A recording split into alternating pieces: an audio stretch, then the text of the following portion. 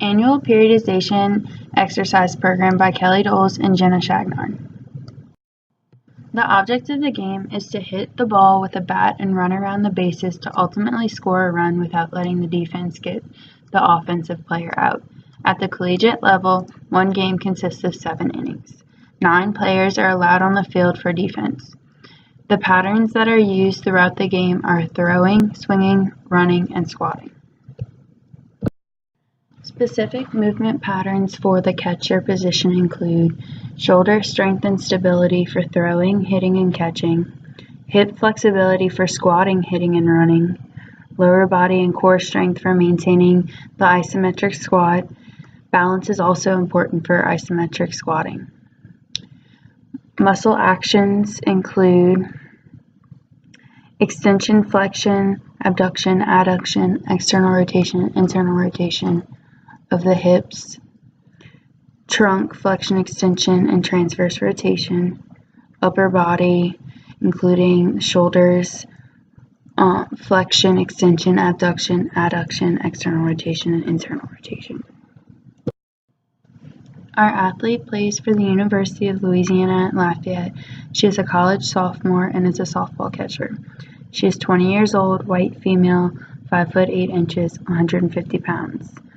Her 1 rep max back squat is 148 pounds, bench press 104, power clean 106. The competitive season is February through June. She competes on an average of 3 times a week and is competing in the southern region of the United States. Psychological stressors include pressure from coach, fans, teammates, and family, stress from school, and internal conflict.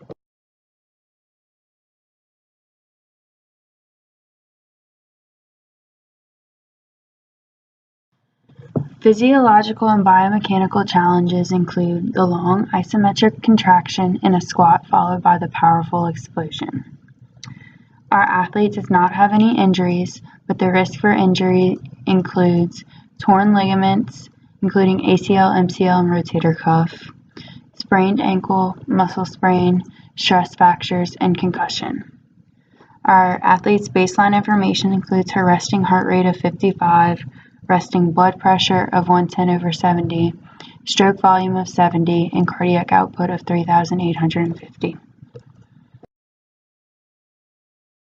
The goals for our athlete are to enhance her overall athletic performance, to be able to qualify for first-string varsity, to decrease pop time from 1.9 seconds to 1.8 seconds, to decrease home to first base running time from 3 to 2.9 seconds, and to increase batting average from .37 to .40.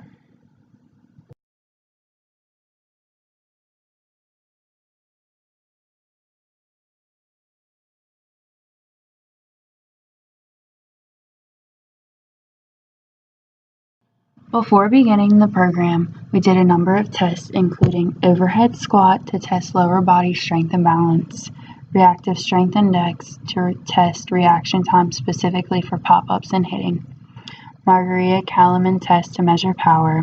A number of 1 rep max tests were conducted to determine strength and get a base measurement for writing the exercise regimen. Plyometric push-ups were used to test speed for throwing, and a balance test was important because our athlete needs to have the ability to maintain stable position and squat for long periods of time. Flexibility is also crucial for squatting, specifically in the hips and lower back, which we tested with the sit and reach.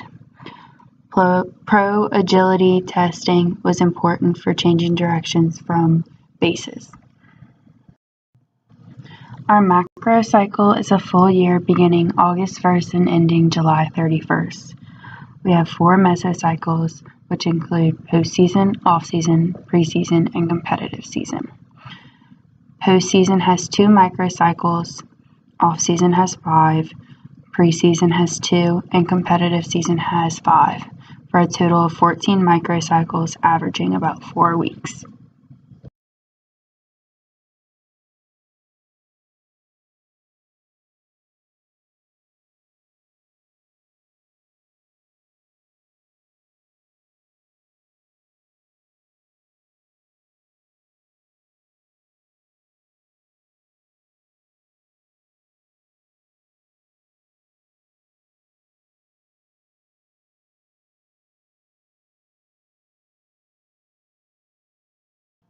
The goal of the postseason is recovery for the athlete both physically and mentally. This is an active rest period and includes 2 microcycles. The goals of the microcycles are to maintain cardiovascular fitness through active recovery. We chose the majority of the activity to be swimming because it helps maintain aerobic capacity and is great for the joints. Other activities include racquetball, cycling, and jogging and volleyball. The goal of the off-season is to establish base level to increase tolerance for greater intensity in preseason and competitive season. We will focus on hypertrophy, endurance, and basic strength phases during this mesocycle. The first couple of microcycles, each training session will consist of full body resistance training 3 times a week, and then we will transition to a split upper and lower body training program 4 times a week. The first 3 microcycles of the off-season will consist of low to moderate intensity and high to moderate volume, ranging 55 to 75% of 1 rep max and 3 sets of 10 per exercises. The first microcycle exercises include power clean, front squat, push jerk, overhead tricep extension, shoulder abduction in frontal plane, shoulder abduction in transverse plane, and abdominal plane. The second and third microcycles are the same, however we are increasing the weight by 10% for each microcycle.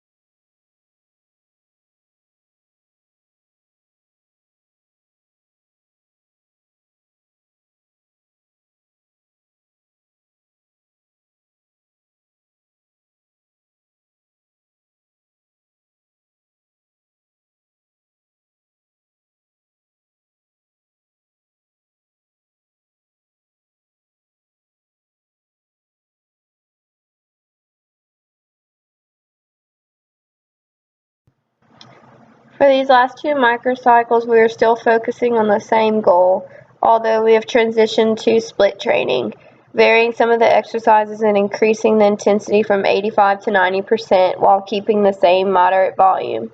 On Monday and Wednesday, she will be working on her upper body strength, doing push jerks, shoulder press, lat pull downs, Russian twists, and push-up planks. While on Tuesday and Thursday, she will be working on her lower body strength, doing back squats, snatches, wall sits, lunges, and calf press. Here are some pictures of how to do the Olympic lifts that we have included in our program.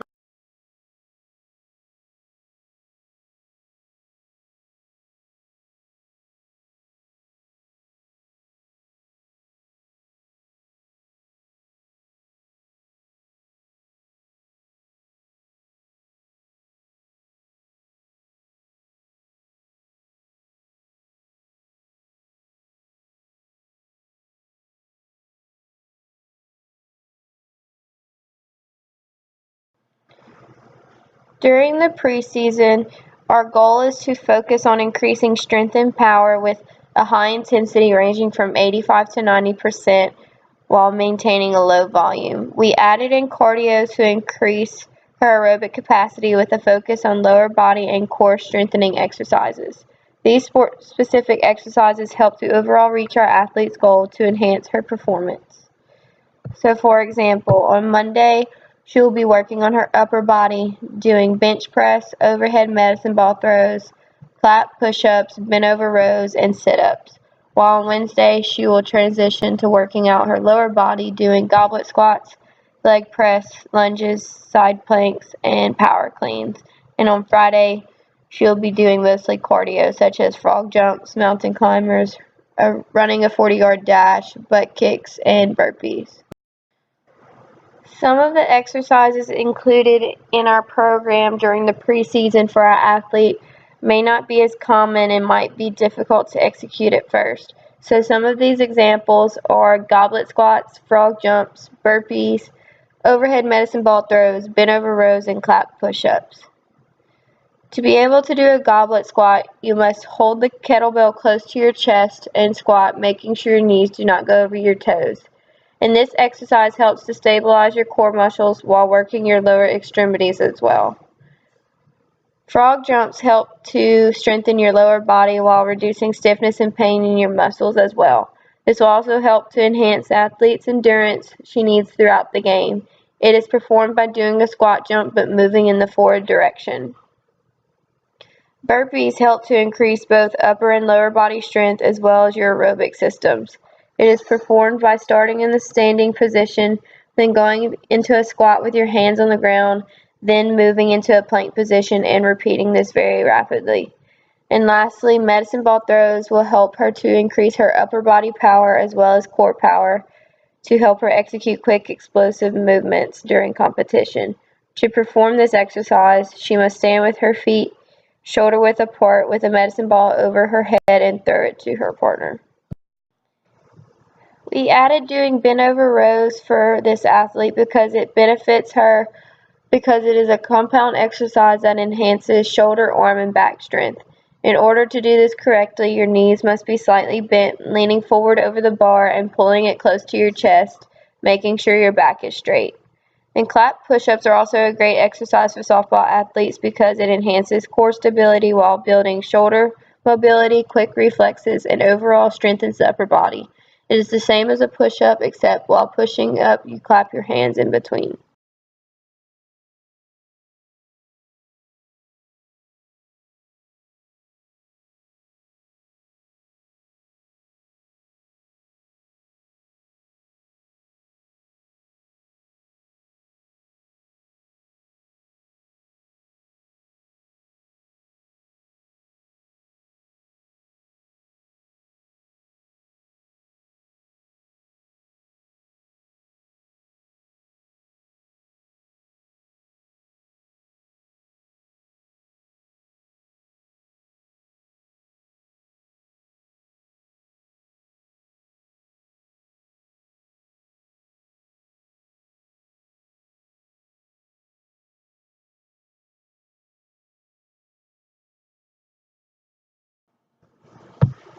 Softball has a very long competitive season starting in January and ending in June. Our goal is to maintain the progress we have made with moderate intensity and moderate volume for our athlete. This split upper and lower body routine with cardio and ab exercises will help our athlete to throw, hit, run, and catch at the same speed she has obtained from this progression program. So some of the lower body plyometric exercises used in this program, such as box jumps and burpees, will help her achieve her goal of decreasing pop time to make a throwdown, and the sprints will help to decrease her speed time from home to first base. Also, our focus on specific muscle groups such as obliques and back shoulder muscles will help her to increase her overall batting average. During these 2 microcycles, the same concept is outlined by doing upper body cardio and abs on Tuesday and lower body cardio and abs on Thursday, but different exercises are used to target the specific muscle groups needed for competition.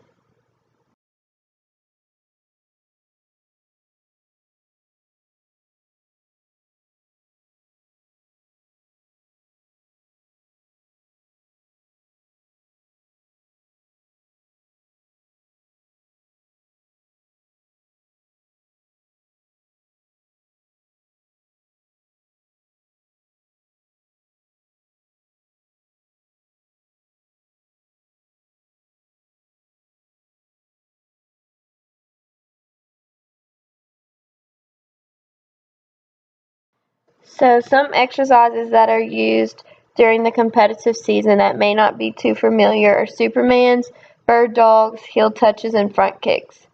Supermans help to build flexibility of the lower back muscles, which is essential for this sport. It is performed by lying on your stomach and raising your arms and legs, holding for a certain amount of seconds and coming back down. Bird dogs emphasize lower back strength, core strength, stability, and balance. To do this exercise, begin on all fours and extend alternating arm and leg, holding for 5 seconds, and then switch. Heel touches are a great core exercise that works the lateral sides of your stomach. This exercise is done by lying on your back with both legs bent and touching your heel on each side. And lastly, front kicks help to increase lower body and core strength as well as keeping your heart rate up. Start in the standing position and bring one leg up to touch your hand and alternate moving in the forward direction. We are only working out our athlete twice a week with a much lower volume for preparing for competitions during this season because we do not want to overtrain our athlete or fatigue her as well. Our main goal when designing a workout routine for a catcher is to make sure that the exercises are sport specific because movement patterns are the building blocks for the fundamentals of softball. Also, the level of difficulty needs to increase over time in order for the athlete to keep progressing and get better.